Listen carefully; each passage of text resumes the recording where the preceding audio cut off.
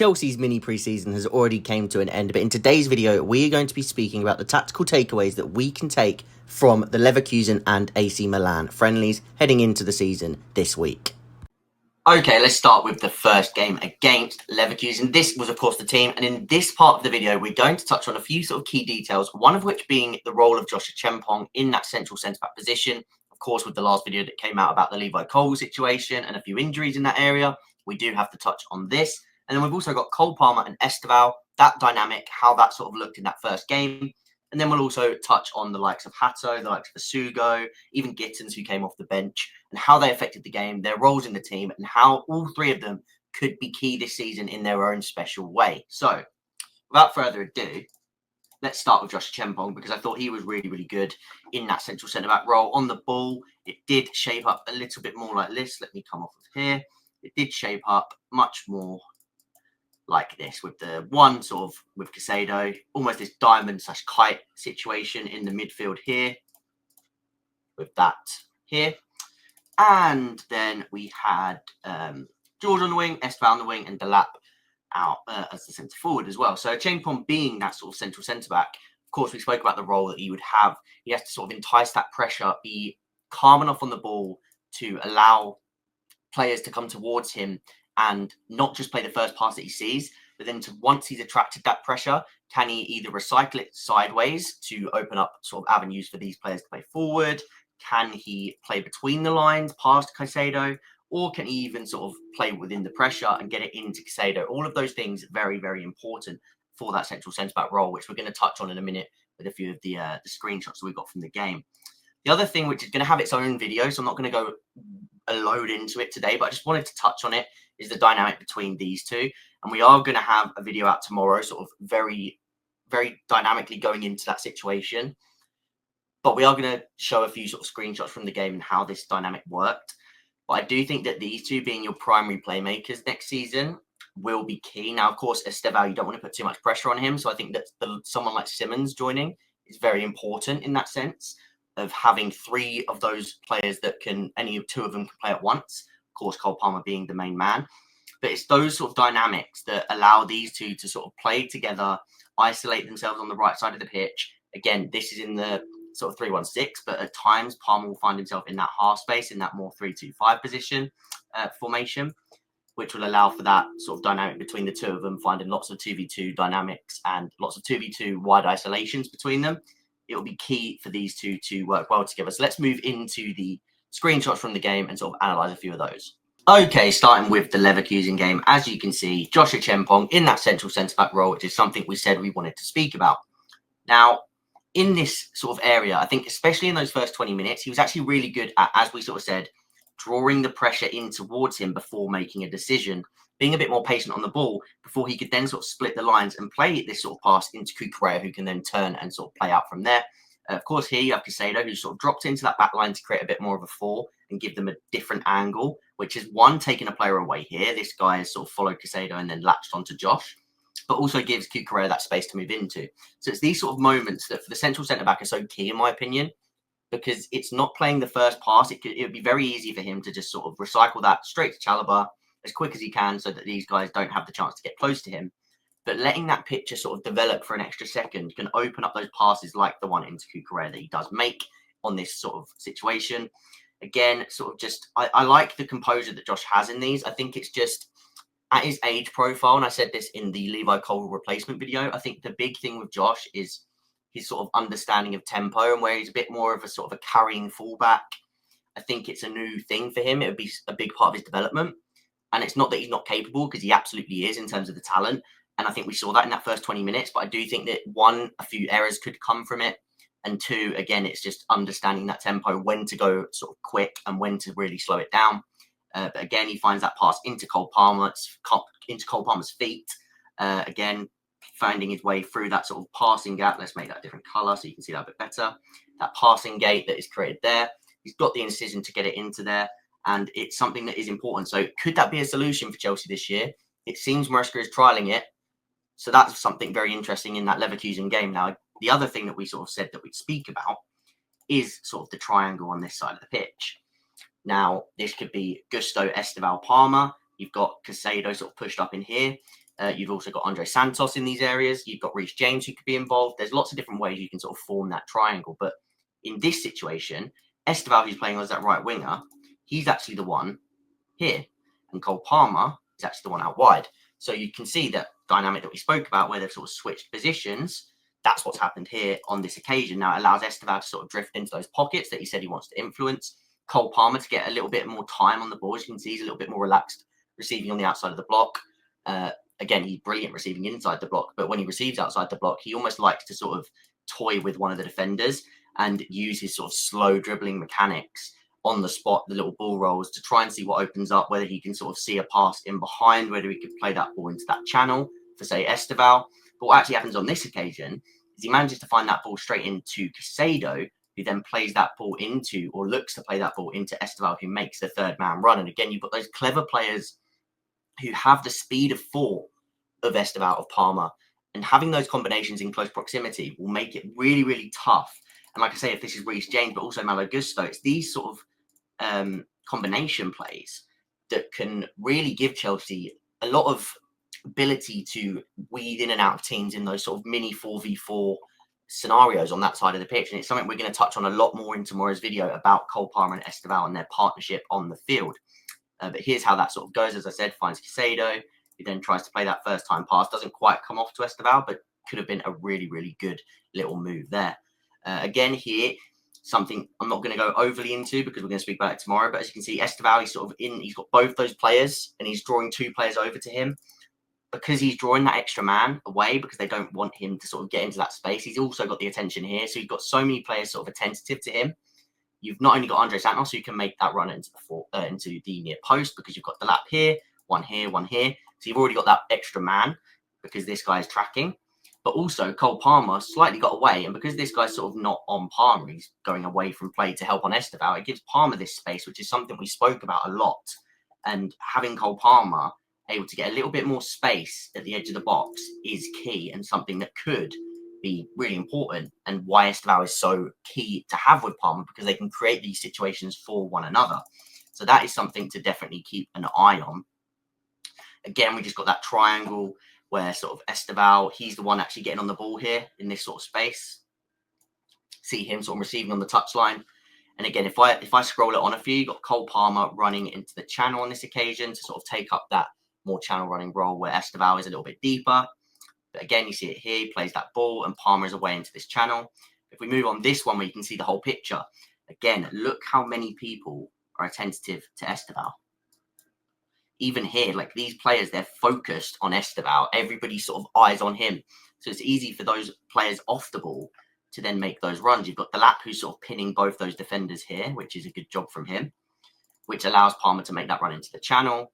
And you've got a lot of players in close proximity, like we sort of said, in this side of the pitch. If I go to get the vector path, these players who can sort of play in close proximity between them, that is terrible. But you get the idea, is that these players can combine play with really quick movement and then attack the space in behind. So that's something I think we're going to see a lot of this season, especially on that right side of the pitch, which is why this player being on the opposite side of the pitch, and also this player in the pocket who can then find that easy progression out to the winger, which is something we're going to speak about with Gittins, is really, really key.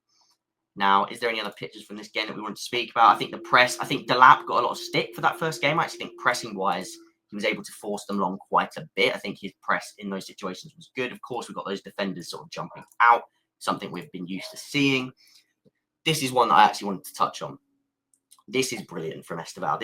This shows how far ahead he is, in my opinion, because he's in this area between two players. He's sort of, again, he's bringing, instead of sort of staying in this wide area, Neto's got on the ball. This is actually where Estevao's in the number 10, but he's drifting and he's between two players, catching their attention. So already he's technically got this player pinned here.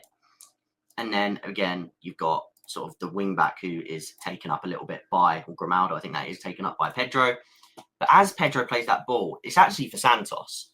But as Estevao sees that space, look how much space in the middle of the pitch here. Okay, because the lap is running away. He's going to run into that channel because as this player's jumped out onto Estevao, there's so many moving parts. The lap sees that space, he's going to run into there, opens up that bit in the middle even more. And what actually ends up happening is Santos leaves the ball, and you've actually created this sort of diagonal almost with 4 players, where it can leave it. Andre Santos doesn't have to touch it. Estevao gets the ball and he can burst into that space because, again, that movement from Delap, the movement from Santos, and all of a sudden Estevao's got that sort of opportunity to look at things, survey the play, and play out. And again, you've got this sort of isolation on the opposite side of the pitch over here.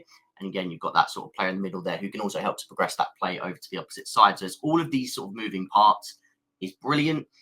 I think this one was mainly just to sort of speak about this shape where we sort of see this 1 4 and what would usually be a 1, but with the fullback stepping up. I think this is going to be a theme this season with teams playing that sort of 4-1-4-1 pressing scheme, but having one of their fullbacks very, very aggressive to basically even out of possession be in that sort of 3-2-4-1 shape with an inverted fullback per se, but being a little bit more aggressive in the middle of the pitch. So as you can see for this picture, it's Gusto and Asugo, who I thought was brilliant. Just speaking on Asugo, because I said we'd mention him, I think he's going to be a brilliant closer for the team this year. I think we saw it with his energy, his ability to counter press, but also to screen the back line. Very, very sort of robust defensive player. He was brilliant in both the games, in my opinion, when he came on. And I think he showed exactly what we're going to need from him this season when he's coming into games late on, help Chelsea see out a win, tired legs, sort of be a bit of a nuisance and be a real struggle for the opposition team to sort of break him down. Playing against Caicedo for, say, 70, 80 minutes, and Asugo comes in either with Caicedo to really see it out or to replace him. I think that is just going to be a bit of a cheat code next season. And I think that's something key to sort of mention. And as we said, can Gittins sort of isolate himself on that far left of the pitch? We saw it against Leverkusen when he came on, and we also saw it against AC Milan, which we'll touch on. But it's these sort of positions where he can just sort of burst past his man. And on this occasion, like I said, that easy progression out to him where he can then sort of solo that fullback or that wing back, go 1v1. You have a lot of interplay happening on this side of the pitch, wherever it be. And then you can get it out and sort of isolate Gittins on that left-hand side, which I think is the more outlet-driven side of the pitch for Chelsea this season, with Gittins, but also being linked with Garnacho. So that is definitely something to keep an eye on. And yeah, I think he was brilliant at sort of just being direct and exactly what we want to see from Gittins. Can he beat his man? Can he put balls into the box? Can he get shots off? All of those things. And I think he did really well in that sense. So brilliant to see Gittins doing that in that first game. The end product hasn't quite been there yet, and we'll speak about that a little bit in the AC Milan part of the video. But the signs are very, very strong. So let's now have a little look at the second game and see how we set up for that one. Going in to the second game against AC Milan. In this game, what I want to touch on is the dynamics between the two forwards, because Delap and João Pedro, I thought they were both brilliant in this game in their own special way. And again, we touched on Delap a little bit in the sort of the first game and how he affected that game. João Pedro, of course, scored against Leverkusen off the bench. Both of them have scored again in this AC Milan game. So they're both two key players to touch on. I think the role of Gittins is very key to speak about as well. And we're basically going to go from there and sort of try to deconstruct how important their roles are within the team, because I think the strikers are just absolutely key to this one. Now, there was one issue in this game, and it did mostly come on that right-hand side when it came to applying pressure on the ball. And I'll show you a few examples of that in a minute. But I do think that a lot of it came from having this 4 with each other. Now, Neto never usually an issue off the ball. But on this occasion, I don't know if he was conserving energy or what it was, but he wasn't as sort of attentive to following his man back. He had a bit of a dual role where he had to press the left-sided centre-back for Milan. So that sort of kept him a little bit higher up in this position. And then James was getting pinned back. So the distances between these two was getting sort of stretched out quite a lot. And I think having a player like Enzo Fernandez, who isn't necessarily your best pressing player in terms of covering the space in front of him and really being able to stop that, I do think that it sort of the spacing between these two players with hybrid roles did hurt Chelsea in terms of one, applying enough pressure on the ball on this right side of the pitch, which then allowed them to sort of stretch this side of the pitch and find those passes in between the Reece James and the right-sided centre-back, which was Tosin. And they did try to hurt Chelsea in quite a few occasions, getting in behind. And a lot of the sort of like Twitter feeds and a lot of people, their main concern was the defensive sort of aspects of the game, which a lot of it can be described through this side of the game.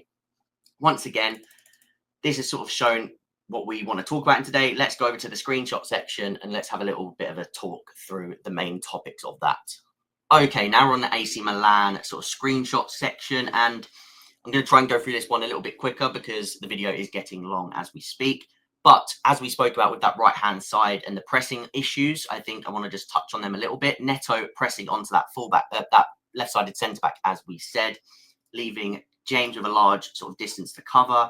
And then you've got the retreat happening here from Enzo Fernandez. When we then go on another sort of step, they bypass that pressure. You've even got Tosin having to jump out because, again, Enzo, he's sort of not got enough pressure on the ball. He's already lost his position.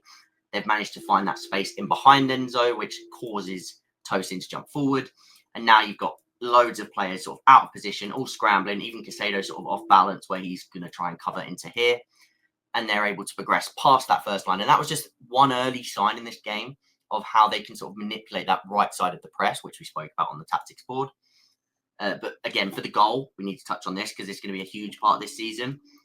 João Pedro is in brilliant form, and what everybody's speaking about is so true, like in terms of him being able to sort of drift around, link play, work in sort of tight areas with Cole Palmer.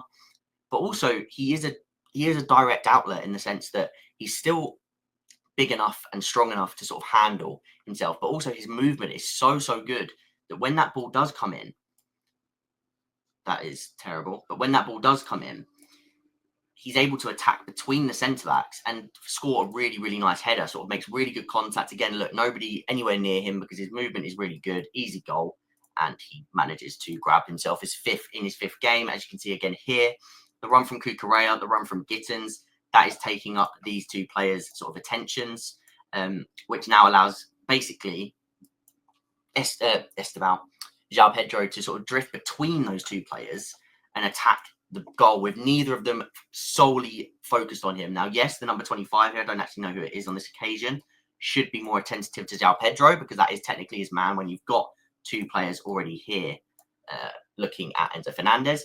But it's those late runs from Cucurella Gittins that allows João Pedro's movement to be even more effective, arriving between the two centre-backs really nicely, good timing, and puts the ball away.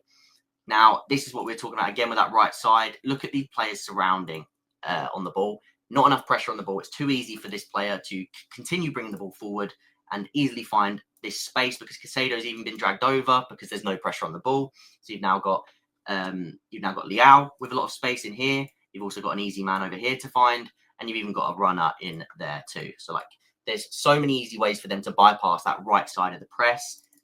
And if we move it on one more, you can see it again. They're then able to run off the back. As we said earlier, Reece James is pinned out wide because he's having to stay here because Pedro Neto is having to sort of jump onto this man.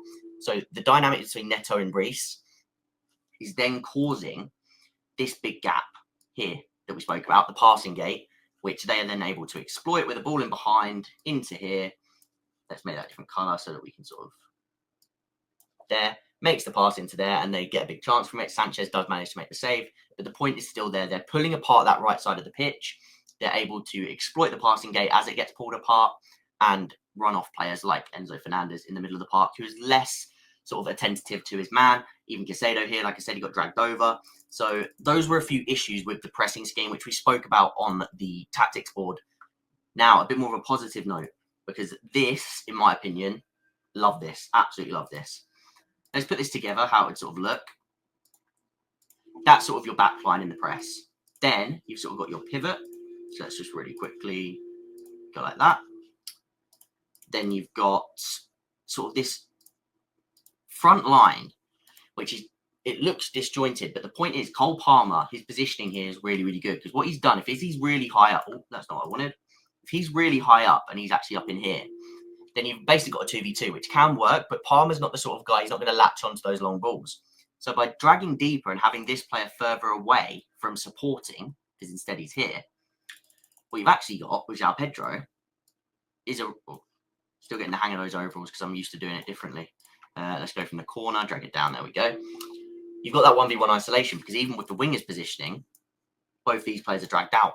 And it's this that manages to sort of bring the sending off for them. And João Pedro makes a really good run in behind, manages to deal with the long ball, which is something, like I said, because of his frame and also his technical ability, it's something he can do.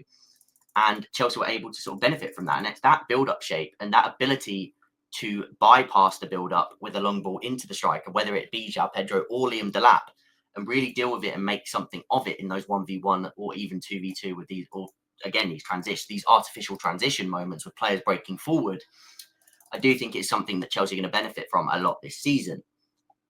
Again, we've got this sort of positioning where I think this is one which sort of highlights João Pedro's his movement, because Enzo Fernandez, he's able to pick up the ball in this area. And again, he's going to look for that ball into the box. So what we see here is João Pedro is going to run away because, again, he's positioned himself between two centre-backs.